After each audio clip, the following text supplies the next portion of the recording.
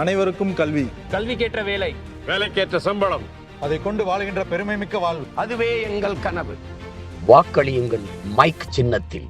தமிழ் மொழி, தமிழ் இனம் அதன் மீட்சிக்காக தனது இன்னுயிரை இந்த ஆயிரம் மாவீரர்களின் ஆன்மா நம்மை வழிநடத்தட்டும். அன்பிற்குரிய கரூர் பாராளுமன்ற தொகுதி, வேடசந்தூர் சட்டமன்ற தொகுதி உறவுகளுக்கு, இப்படிப்பட்ட கூட்டத்தை நடத்தி கொண்டிருக்கின்ற வேடசந்தூர் பொறுப்பாளர்களுக்கும் மாலை நேர புரட்சிகர வணக்கத்தை தெரிவித்துக் கொள்கின்றேன்.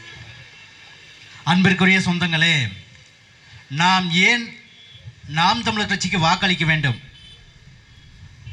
நாம் ஏன் காங்கிரஸ் கட்சிக்கு வாக்களிக்கவே கூடாது என்பதை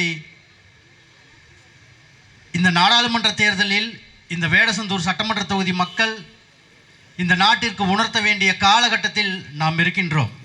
2009 ஈழப்போரிலே 1.5 லட்சம் ஈழத்தமிழர்களை படுகொலை செய்து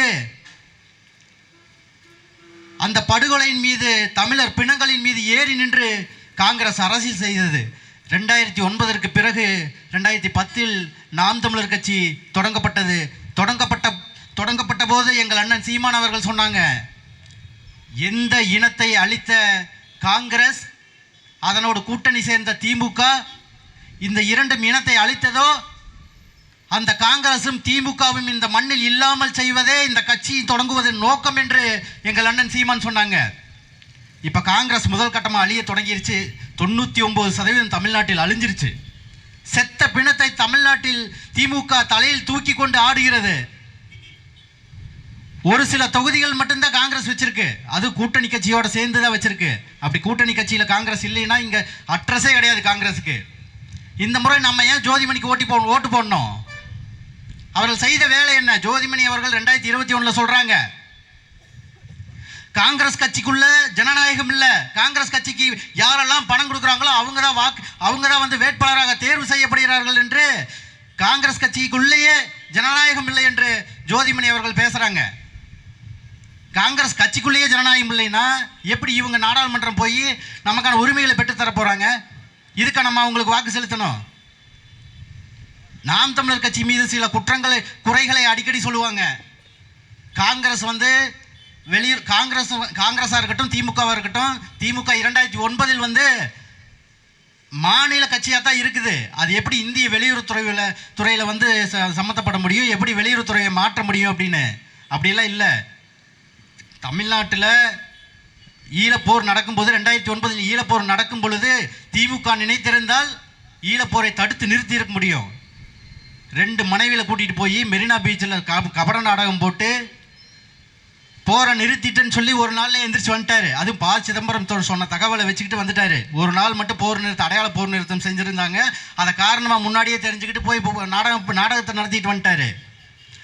ஆனால் அன்பிற்குரிய சொந்தங்களே, வெளியுறவுத்துறை கொள்கையை ஒரு மாநிலம் நினைத்திருந்தால் மாற்றி இருக்க முடியும். அதற்கான சான்று இருக்கு.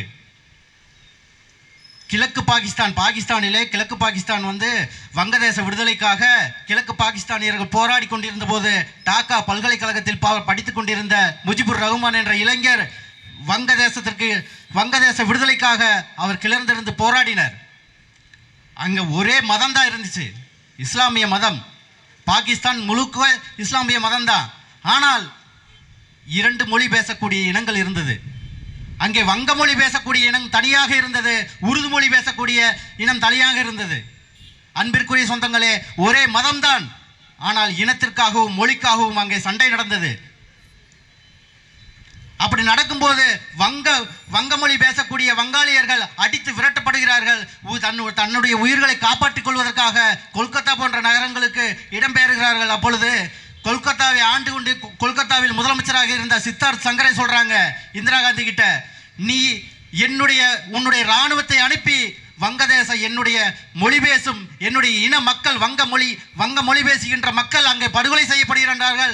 நீங்க இங்கிருந்து இந்திய இராணுவத்தை அனுப்பி அங்கே விடுதலை பெற்று தர்றீங்களா, இல்லை என்னுடைய காவலர்களை அனுப்பி, காவல் படையை அனுப்பி நாங்கள் விடுதலை பெற்றுக் கொள்ளவா என்று வங்கதேச முதல்வர் சித்தார்த் சங்கரை சொல்றாங்க. அப்ப சித்தார்த் சங்கரே சொன்னதை கேட்டு இங்கே உள்நாட்டுக்குள்ள பிரச்சனை வந்துடக்கூடாதுங்கிறதுக்காக இந்திய வெளியுறவுத்துறை கொள்கைக்கு எதிராகவே இந்திரா காந்தி செயல்பட்டு வங்கதேசம் தன்னுடைய இந்திய இராணுவத்தை அனுப்பி வங்கதேசத்திற்கு விடுதலை பெற்று தர்றாங்க. நீங்கள் அவ்வளவெல்லாம் செஞ்சிருக்க தேவையில்லை. இங்கே போராட விட்டுருந்தீங்கன்னா ஈழப்போரை தடுத்து நிறுத்தி இருக்க முடியும். சாபர் சேட்டு என்ற காவல்துறை உயரதிகாரியை வைத்து இரத்த பொட்டலங்களை காலில் மிதிக்க வைத்து உடைக்க வைத்து சதி செய்தது திமுக அரசு. துணை போனவர் இங்கே ஈழப்படுகொலைக்கு முற்றுமுழுதாக துணை போனது திமுக. அப்படிப்பட்ட கட்சிக்கு நம்ம ஓட்டு போட போகிறோம். இங்கே கூட்டணி கட்சிகள் பார்த்தீங்கன்னா சிரிப்பாக தான் இருக்கும். கம்யூனிஸ்ட் இங்கே பாருங்க, இறுதி கம்யூனிஸ்ட் இருக்கிறது ஐயா நல்லக்கண்ணு ஒருவர் மட்டும்தான். நீங்கள் கம்யூனிஸ்ட் தலைவர்கிட்ட போய் எனக்கு உங்கள் கம்யூனிஸ்ட் கொள்கையெல்லாம் என்னாச்சுன்னு கேட்டு பாருங்க. இப்போ தான் போன தேர்தலில் தான்ப்பா 25 கோடி ரூபாய்க்கு அறமாடை வச்சுட்டு வந்தோம் அண்ணா அறிவாலயத்தில் சொல்லுவாங்க. 98, 99 நாடாளுமன்ற தேர்தலில் கோயம்புத்தூரில் எங்களை வந்து பிஜேபியோட பி டீம்னு சொல்லிட்டு தெரிவானுங்க இந்த திமுக காரனுங்க.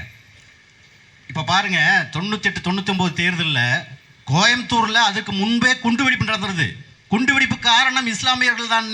அதே இஸ்லாமியர்கள் தீவிரவாதிகள் என்று கருணாநிதி சட்டசபையில் பேசினாங்க. ஆனால் பேசிட்டு பாஜகவோட போய் கூட்டணி வச்சது திமுக. அதற்கடுத்து ஒரு செயலை செஞ்சாங்க பாருங்க. கோயம்புத்தூரில் 98, 99 லோக்சபா தேர்தலில் பாஜகவுடன் கூட்டணி வைத்து சிபி ராதாகிருஷ்ணனை கோயம்புத்தூர் வேட்பாளராக நிறுத்துது. அந்த வேட்பாளருக்கு எதிர் வேட்பாளராக ஐயா நல்லக்கண்ணு நிற்கிறாங்க. நல்லக்கண்ணுவை தோற்கடிப்பதற்காக இப்போ ஓபிஎஸ்க்கு எதிராக 6 ஓபிஎஸ்ன்னு பட்டி வச்சுருக்காங்க பாருங்க இந்த தேர்தலில். அது மாதிரி டம்மியாக 2 நல்லக்கண்ணுவை போட்டாங்க, திமுக போட்டுச்சு. அவர் கதிரறிவால் சுத்தியல் நட்சத்திர சின்னத்தில் நிற்கிறார். டம்மி வேட்பாளருக்கு நல்லக்கண்ணு எதிராக டம்மி நல்லக்கண்ணுவுக்கு நெற்கதிர் சின்னத்தை பெற்றுக் கொடுத்து அந்த நெற்கதிர் சின்னத்தில் கணிசமான வாக்குகளை பிரித்து திமுக வரலாற்று துரோகத்தை செய்தது. நல்லக்கண்ணுவை தோற்கடித்து சிபி ராதாகிருஷ்ணனை வெல்ல வைத்தது. இனிமேல் எவனாவது பாஜகவோட பி டீம்னு நாம் தமிழர் சொன்ன செருப்பை கழட்டி அடிங்க. எங்க அண்ணன் மேல ஒரு வருத்தம் இருக்குது, அண்ணன் செருப்பு சின்னத்தை வாங்கலின்னு, இல்லாட்டி சின்னத்தை வச்சே நாங்கள் அடிச்சு விட்டுருப்போம். மைக் சின்னத்தை வாங்கிட்டாங்க. அன்பிற்குரிய சொந்தங்களே, நல்லக்கண்ணுவை தோற்கடித்த கம்யூனிஸ்டுகள் இன்று திமுகவிற்காக வாக்கு கேட்டு வர்றாங்க.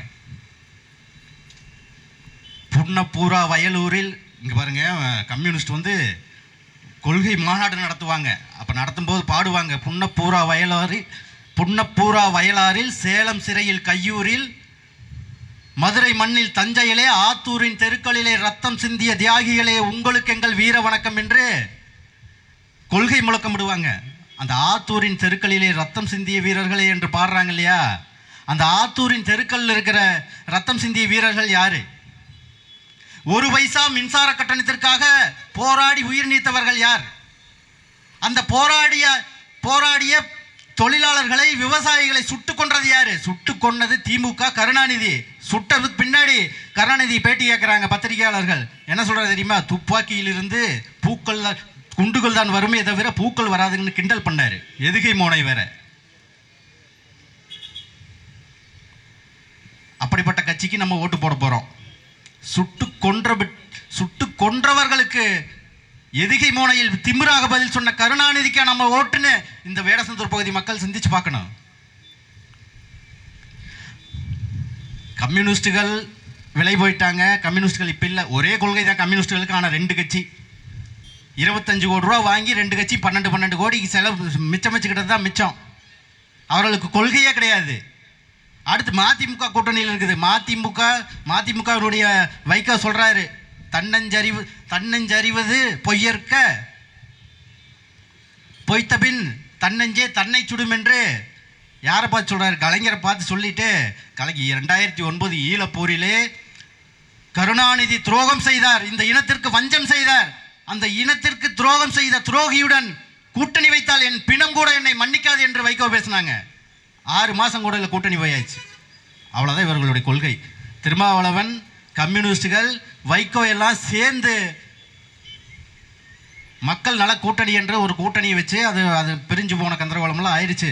ஆனாலும் அவர்கள் மீண்டும் திமுகவிடமே கூட்டணி சேர்ந்து மறுபடியும் தேர்தலில் 1 சீட்டு 2 சீட்டுக்காக தேர்தலில் சந்திச்சுட்டு இருக்கிறாங்க. இப்போ நாங்கள் என்ன சொல்ல வரோம்னா, இது ஒரு கொள்கை, இது ஒரு கூட்டணி. எந்த கொள்கையும் கிடையாது. பணத்துக்கு 500 ரூபா ஓட்டு காசு கொடுப்பாங்க, கூட்டணி கட்சிகளுக்கு செலவு கொடுப்பாங்க, 2 சீட்டு 1 சீட்டு கொடுப்பாங்க. அதை வாங்கிட்டு நம்மளும் ஓட்டு போட போகிறோம். இவங்களுக்கு தான் நம்ம ஓட்டு போட போகிறோம்.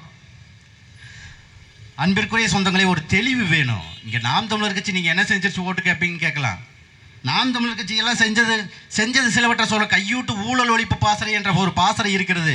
அன்பிற்குரிய சொந்தங்களே, அந்த பாசறையின் மூலம் இதுவரை நாம் தமிழர் கட்சி தமிழ்நாடு முழுவதும் லஞ்சமாக கொடுத்த பணத்தை, அரசு அலுவலர்களிடம் அரசு ஊழியர்களிடம் லஞ்சமாக கொடுத்த பணத்தை 35 லட்சம் ரூபாய் பணத்தை திரும்ப பெற்றுக் கொடுத்திருக்கிறது. இது ஒரு சாதனை.